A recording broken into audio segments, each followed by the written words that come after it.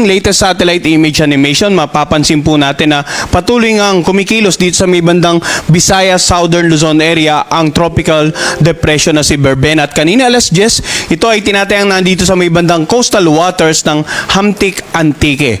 Taglay ng bagyong si Berbena, ang lakas ng hangin umabot ng hanggang 55 kilometers per hour malapit sa gitna nito at ang pagbugso aabot ng hanggang 90 kilometers per hour. Kumikilos naman ito sa direksyong west-northwest sa bilis na 35 kilometers per hour. So, mapapansin po natin na yung malawak na kaulapan ng bagyong Berbena talagang nasasakupan nakararaming bahagi ng Visayas, nakararaming bahagi ng Southern Luzon at maging ilang bahagi ng Mindanao.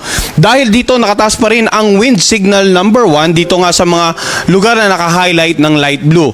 Sa Occidental Oriental Mindoro, sa lalawigan ng Romblon, northern at saka central portion ng Palawan, kasama nga yung Calamian, Cuyo at Cagayancillo Island. Dito sa mainland Masbate, sa Antique, Aklan, Capiz, Iloilo, Guimaras, maging dito sa Negros Occidental at Negros Oriental at sa lalawigan ng Cebu. Ang mga nabagit po nating lugar, patuloy pa rin makakaranas ng mga pag-ulan at paminsan-minsang pagbugso ng hangin. Samantala, ang mga baybaying dagat sa kapaligiran nito, magiging katamtaman hanggang sa malon. Hanggat maaari, huwag muna pumalaot ang anumang uri ng sakyang pandagat habang nandito pa nga sa area nito ang tropical depression na si Berbena.